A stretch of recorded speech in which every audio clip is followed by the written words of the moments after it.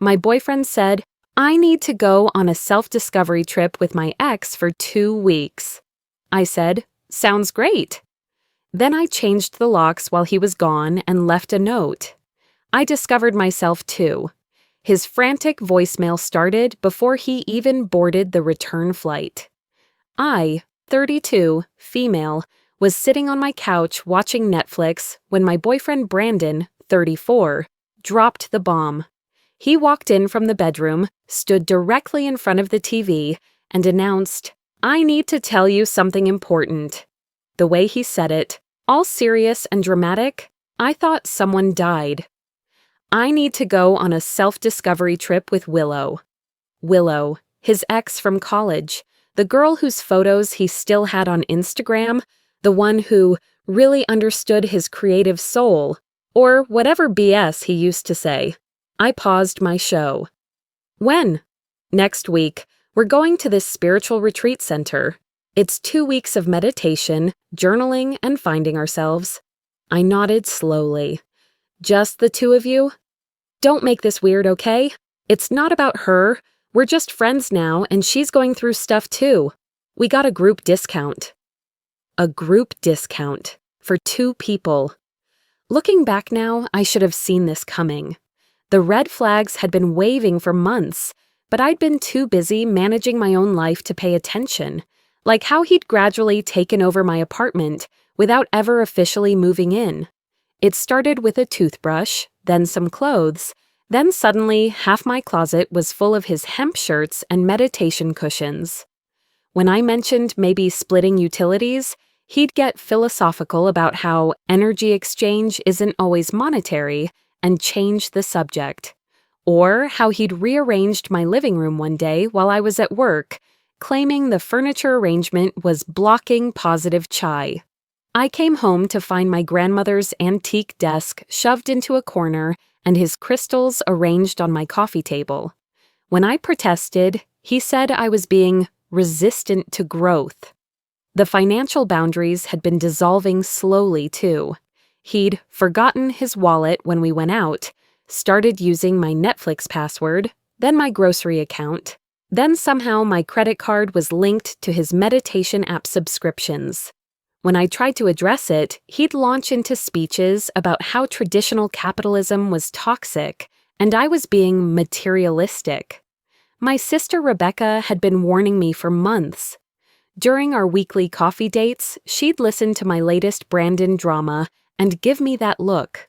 The same look she'd given me when I dated that guy in my 20s who borrowed money for his band's demo album that never got made. Chloe, she'd said just last month, you're subsidizing a grown man's Peter Pan fantasy. He's not finding himself. He's avoiding responsibility, and you're enabling it. But I defended him. He was just going through a creative phase. He was sensitive. He understood things other people didn't. All the classic lines women tell themselves when they're dating someone who looks good on paper but terrible in practice. My friend Jessica had been even more direct. After meeting Brandon at my birthday dinner, she'd pulled me aside in the restaurant bathroom. Girl, he spent the entire evening talking about his podcast that has, 47 subscribers? And he ordered the most expensive thing on the menu after you said dinner was on you. Red flags are not confetti. But here I was, 8 months of this man living in my space, using my resources, and now asking permission to go play spiritual guru with his ex-girlfriend. Look, he continued, I know how this sounds, but you need to trust me. This is about my journey. Willow just happens to be on a similar path. I took a sip of my wine, processing, the wine I'd bought, in the apartment I paid for, while he sat on the couch I'd bought before he was even in the picture. Sounds great. He blinked. Really? Yeah. When do you leave? Tuesday morning. You're really okay with this? Brandon, if you need to find yourself, who am I to stop you? He looked suspicious for a second, then his face broke into this huge smile. He kissed me on the forehead like I was a golden retriever who'd learned a new trick. This is why I love you. You're so evolved. Evolved, right. If by evolved he meant exhausted from carrying the emotional and financial weight of this relationship while he explored his chakras, then, sure, evolved. He spent the next 3 days packing, buying new meditation cushions with money I'm pretty sure came from my grocery budget, and talking nonstop about chakras and inner peace. I smiled and nodded, all while making mental lists. My therapist, Dr. Martinez, had been preparing me for this moment without either of us knowing it. In our sessions, she'd been helping me recognize patterns in my relationships, how I tended to give until I had nothing left, how I confused supporting someone with losing myself in the process. Boundaries aren't walls, she'd said during our last session. They're gates. You control who gets access to your energy, your resources, your space. The right person will respect those gates. The wrong person will try to kick them down. Brandon had been kicking down my gates for months. I just hadn't been ready to see it. Tuesday morning came. I even drove him to the airport, playing the supportive girlfriend role one last time. He was practically bouncing with excitement, talking about opening new channels of consciousness and how this retreat could change everything. 2 weeks will fly by, he said, giving me a quick peck. I'll have limited phone access, so don't worry if I don't text much. No problem. Have fun finding yourself. The second his plane took off, I drove straight to Home Depot. I had planning to do. See, here's what Brandon didn't know. This was my apartment, my name on the lease, my deposit, my furniture. He'd moved in gradually, like a spiritual squatter, contributing exactly nothing except his collection of self-help books and an alarming amount of dirty laundry. I'd already found a storage unit the day after his announcement. Signed the contract Monday while he was getting his aura cleansed at some overpriced spa. Secure space storage on Maple Street, Unit 247. Climate-controlled, 24-hour access, first month paid in advance. The plan was surgical, respectful even. I wasn't going to destroy his things or throw them on the lawn like some reality TV drama.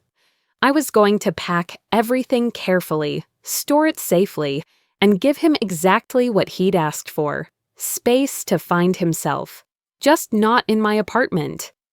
The move took 2 days. I was surgical about it. Wednesday morning, I started with his clothes. Every hemp shirt, every pair of organic cotton pants, every crystal-infused sock carefully folded and packed. I found things I'd forgotten he'd brought over. A juicer he'd used twice before deciding juice cleanses were too aggressive for his energy.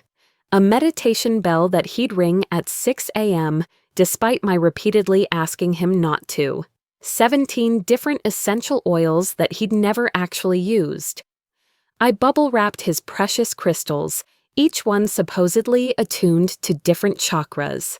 The rose quartz for love, the amethyst for clarity, the tiger's eye for protection. I couldn't help but wonder why none of them had protected him from his own terrible decision-making skills.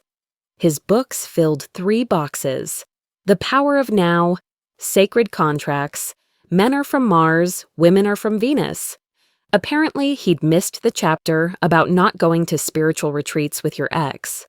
I packed them all carefully, along with his vision boards and the dream journal he'd started and abandoned after 2 weeks. The hardest part was his meditation corner.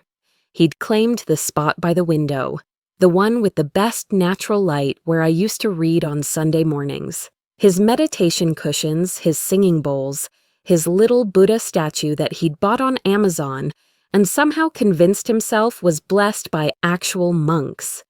I packed it all, thinking about how I'd reclaim that corner, maybe put my grandmother's reading chair there instead. By Thursday afternoon, everything was loaded into the storage unit. I stood there looking at the neatly stacked boxes, all labeled in my careful handwriting. Brandon, clothes. Brandon, books. Brandon, spiritual items. It looked like a whole life packed away, which I guess it was. At least, it was the life he'd built in my space. The locksmith came at 2 p.m. Marcus, a sweet older man who didn't ask questions when I explained I needed new locks for security reasons. He installed a new deadbolt and door handle, gave me 3 copies of the keys, and wished me a good day. The sound of those locks clicking into place was the most satisfying thing I'd heard in months. I walked through my apartment afterward, seeing it clearly for the first time in 8 months. My furniture back where I wanted it, my coffee table free of crystals, my refrigerator holding only food. I actually ate, not his expensive raw vegan cheese that sat there growing mold while he ordered takeout pizza. The silence was incredible. No meditation bells, no hour-long phone calls with his life coach, who charged $200 an hour to tell him what his friends would have told him for free. No podcast recordings where he interviewed his equally enlightened friends about their journeys through consciousness. That evening, I called my sister Rebecca. "I did it," I said. "Did what?" "I packed all his stuff and changed the locks." Silence. Then, "Holy shit, Chloe, really? Really? He's going to come back from his spiritual adventure to find his belongings in storage and a note explaining that I've discovered myself too." Rebecca was quiet for a moment. "You know what? I'm proud of you. Remember when I let David live in my apartment for 6 months while he figured things out, and I ended up supporting his video game addiction? I wish I'd had your backbone." It wasn't backbone, it was just clarity, like suddenly seeing a picture that's been out of focus for months. "How do you feel?" I looked around my reclaimed space, at the peace I hadn't realized I'd lost. "Free." My friend Jessica called an hour later. Rebecca had filled her in. "Girl, you are my hero. Do you remember what I said at your birthday dinner? That red flags aren't confetti?" "Exactly. And you just stopped treating them like party decorations. I'm bringing wine tomorrow to celebrate your Declaration of Independence." The note I left was simple. I spent an hour writing it, trying to find the right words. Not cruel, but clear. Not apologetic, but honest. Brandon. Went on my own journey of self-discovery. Turns out I discovered I deserve better. Your stuff is in storage unit NARC 247 at Secure Space on Maple Street. Code is your birthday. Rent's paid through next month. I found myself, and myself doesn't include you. Good luck with your chakras. Chloe. I left it on the kitchen counter where he used to leave his dirty dishes for me to clean. Then I did something I hadn't done in months. I ordered dinner from my favorite Thai place, the one Brandon said was too heavy with meat energy for his system. I ate pad thai on my couch, watched whatever I wanted on Netflix, and didn't worry about disturbing anyone's meditation schedule. My phone was blissfully quiet. Brandon had said he'd have limited phone access, which meant I had at least a week of peace before the storm hit. I spent Friday organizing my closet, reclaiming the space his clothes had taken. I found things I'd forgotten I owned, pushed to the back by his ever-expanding wardrobe of spiritually conscious attire. Saturday, I had coffee with my college friend Maya, who'd been watching this relationship with increasing concern. "I keep thinking about what you said last month," she told me over lattes, "about how you felt like you were walking on eggshells, worried about disturbing his spiritual practice or questioning his expensive workshops." I remembered that conversation, how I'd justified his behavior, explained away the red flags, how I'd said I was just learning to be more supportive, more understanding. I was supporting him right into controlling my entire life, I said. When did I become the kind of woman who asks permission to buy groceries because it might interrupt someone's chakra meditation? The same time you started paying for everything while he focused on his inner work, Maya replied. Which, by the way, looked a lot like playing video games and scrolling Instagram. She was right. His spiritual journey had been remarkably compatible with avoiding adult responsibilities. The meditation that happened to coincide with dishes needing to be done. The energy work that required absolute silence during times I might have wanted to discuss bills or household tasks. I think, I said slowly, I was so busy being understanding that I forgot to notice I was being used. Maya reached across the table and squeezed my hand. Some people deserve understanding. Others are just looking for enablers. The trick is learning the difference. Sunday was perfect. I slept until 10 a.m. without anyone ringing meditation bells.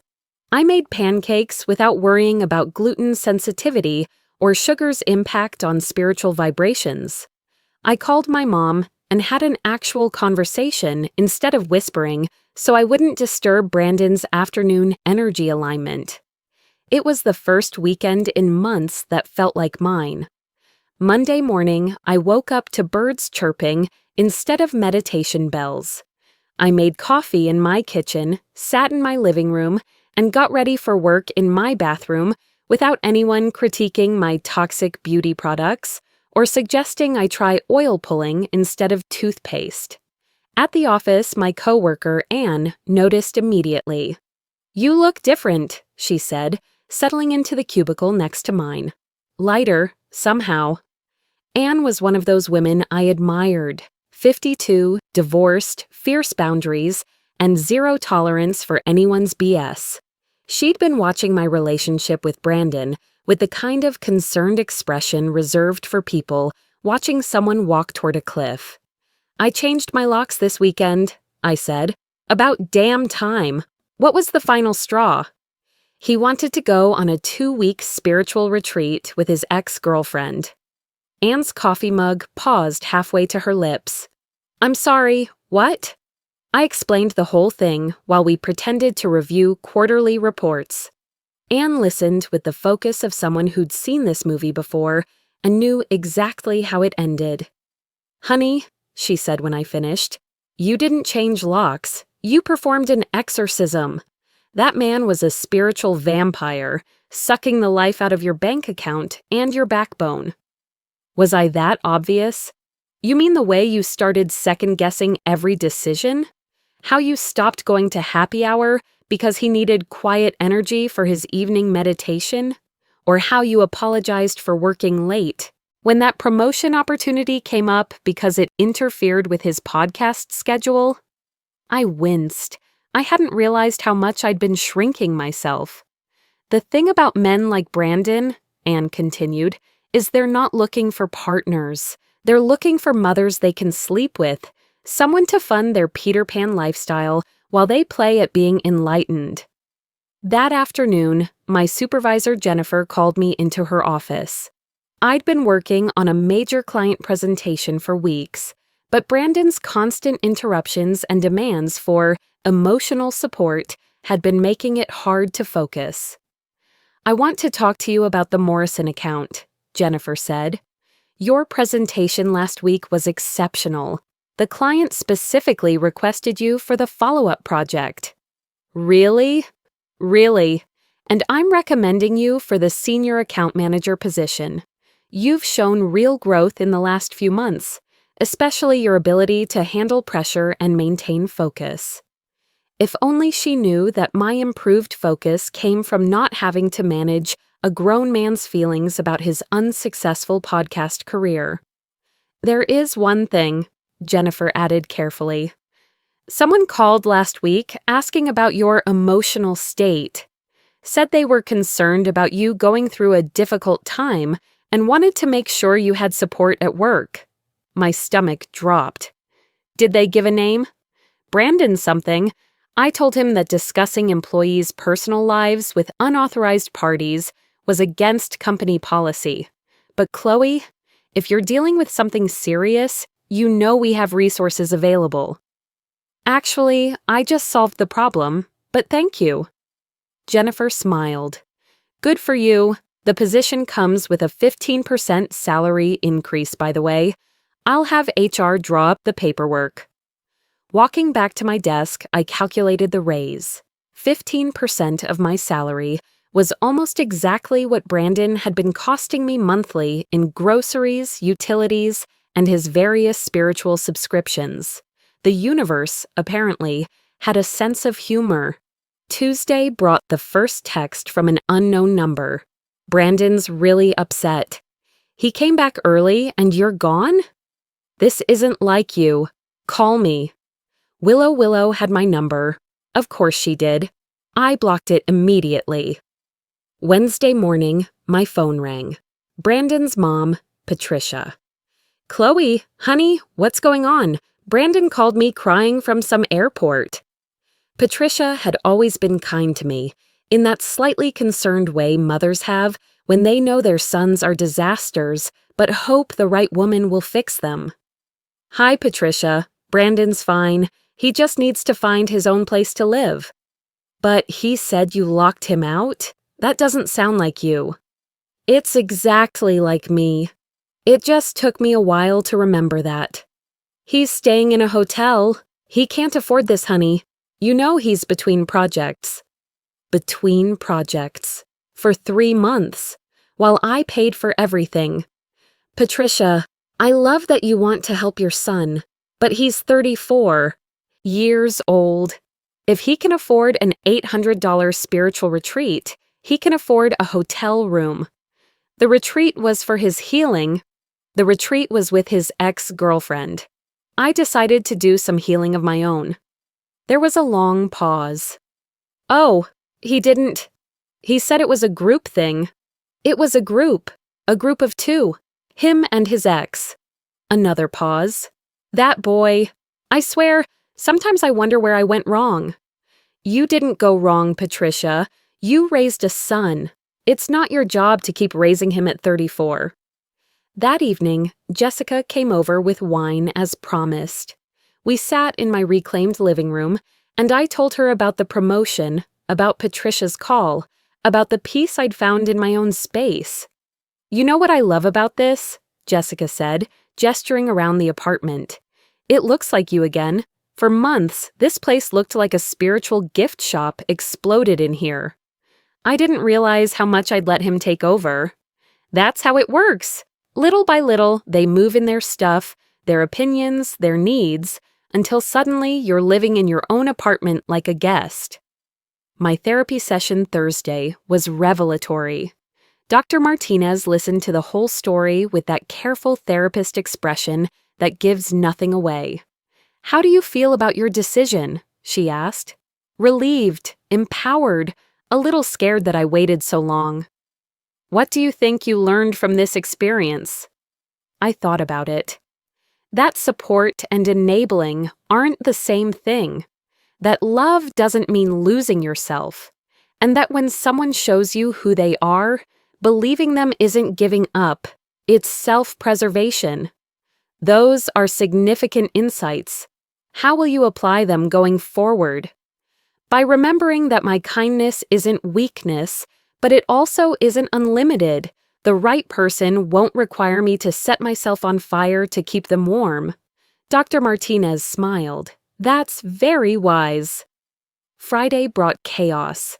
I came home from my promotion celebration dinner to find Brandon and Willow sitting on my apartment building's steps. Brandon looked like he'd been sleeping in his car, which, based on the overnight bag and pillow in his Honda, he probably had been. We need to talk, he said, standing up as I approached. No, we don't. You can't just throw away what we had because of some spiritual journey. I didn't throw it away. I stored it neatly in Unit 247. Your stuff is fine. Willow stepped forward. She was exactly what I'd expected. Flowing skirts, multiple crystal necklaces, the kind of manufactured bohemian style that screams trust fund and yoga teacher certification from a weekend workshop. Look, I get that you're threatened by our connection, she said, but what Brandon and I have is purely spiritual. Great, you can be purely spiritual somewhere else. Brandon stepped closer, trying to use his height to intimidate me. A year ago, it might have worked. Today, it just reminded me why I'd changed the locks. This is ridiculous, Chloe. You're being vindictive because you can't handle my growth. Your growth? You mean abandoning responsibilities to play spiritual guru with your ex? It wasn't about her. It was about, let me guess, your journey, your healing, your consciousness expansion. I pulled out my keys, making it clear this conversation was over. How'd that work out for you? Willow apparently decided to try a different approach. Look, sister, I understand you're in pain, but don't call me sister. Sisters don't go on romantic retreats with each other's boyfriends. It wasn't romantic, Brandon exploded. We meditated, we did yoga, we talked about our trauma. For 6 days, then you both came running back here instead of completing your transformative 2-week journey. What happened to finding yourselves? The look they exchanged told me everything. Whatever had gone down at that retreat, it hadn't been the spiritual awakening they'd advertised. Jake happened, Willow muttered. Who's Jake? Her boyfriend, Brandon said, shooting Willow a look. The one she forgot to mention when she invited me. Oh, this was getting delicious. So let me understand, I said slowly. You went on a couples retreat, pretending to be single, and her actual boyfriend showed up. It wasn't couples anything, Willow snapped. Jake's just possessive and couldn't understand our connection. Jake drove 6 hours to your spiritual retreat center and caused a scene, Brandon added. Security had to escort him out. It was humiliating. For who? They both started talking at once, blaming Jake, blaming the retreat center, blaming toxic masculinity and possessive energy and everything except their own terrible judgment.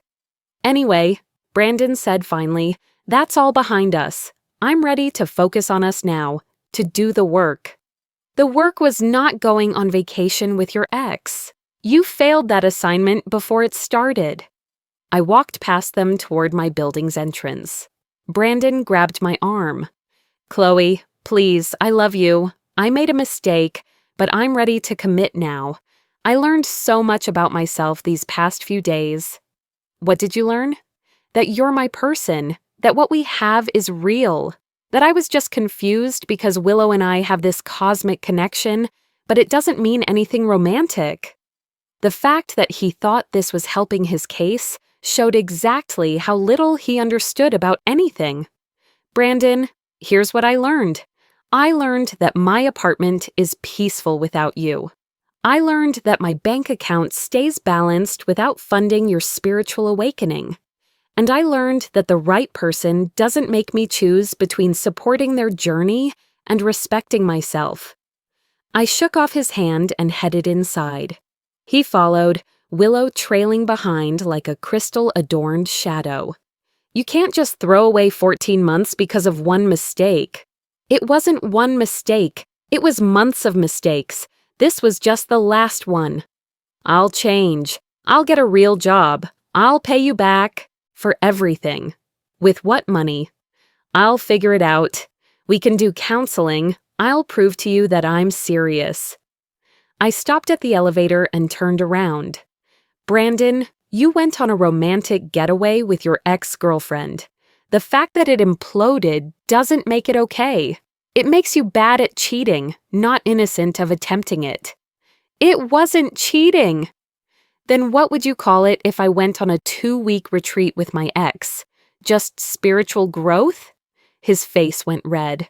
That's different. How? Because your ex is an asshole. And yours is standing right next to you, so what does that make her? Willow stepped forward. I don't have to listen to this negative energy. No, you don't. The exit is behind you. The elevator arrived. I got in alone, watching their stunned faces as the doors closed. Over the next 2 weeks, the harassment escalated predictably. Unknown numbers calling my phone. Social media messages from Willow's friends about my toxic behavior. Brandon showing up at my gym, my coffee shop, even my grocery store, always with some new angle about why I should take him back. The breaking point came when he sent a message to my supervisor again, this time claiming I was having a mental health crisis and needed intervention. Jennifer called me immediately. "This is harassment," she said. "Do you want me to involve security?" "Actually, I want to handle it myself, but thank you." That evening, I met Brandon at the coffee shop where he'd been camping out, laptop open, pretending to work on his podcast. I sat down across from him. "This stops now." "Chloe, I knew you'd—" The phone calls, the showing up places, the contacting my work, it stops or I file a restraining order. His face crumpled. "I just miss you. Miss us." "There was no us. There was me supporting you while you took everything I offered and asked for more." "That's not fair. I loved you." "You loved having someone to pay your bills and manage your emotions. That's not the same thing." I stood up to leave. "Your storage unit rent is due next week. After that, it's your responsibility." "Chloe, wait. What if I told you I got a job? My mom's friend offered me a position at his accounting firm. I start Monday." "Good for you. You should thank Patricia for enabling you into adulthood." "I'm trying to show you I'm changing. You're trying to show me you'll do anything to get back into my apartment. There's a difference." 6 months later, I ran into Brandon at the grocery store. He looked normal, tired, but normal. Clean-shaven, wearing a button-down shirt instead of hemp and crystals. "How are you?" he asked, genuine curiosity in his voice. "Really good. You?" "Good. Different, but good. The job is actually, I don't hate it. Turns out I'm decent with numbers." "That's great, Brandon. Really. I owe you an apology. A real one, not the manipulative crap I tried before." I waited. "You were right. About all of it. I was using you and I convinced myself, or Quaros was spiritual. I was terrified of growing up, and you made it easy to avoid that. Thank you for saying that. Are you seeing anyone?" I smiled, thinking of Zoe, the photographer I'd been dating for 3 months. Someone who paid her own bills, respected my boundaries, and thought retreats were for doing, not avoiding. I am someone who thinks self-discovery happens in real life, not in expensive workshops. He laughed, actually laughed. "Yeah, I figured that out too. Turns out the real spiritual journey is just being a decent adult." "Who would have thought? For what it's worth, you saved my life. Forcing me to grow up was the best thing anyone ever did for me." "I'm glad it worked out." "Me too. And Chloe, I'm sorry I wasted your time." "You didn't waste it. You taught me what I won't accept anymore. That's valuable." Walking home, I thought about growth, real growth. Not the kind that requires workshops and crystals and Instagram posts about consciousness. The kind that happens when someone loves you enough to stop enabling your worst impulses, even when it hurts. Sometimes the most spiritual thing you can do is change the locks.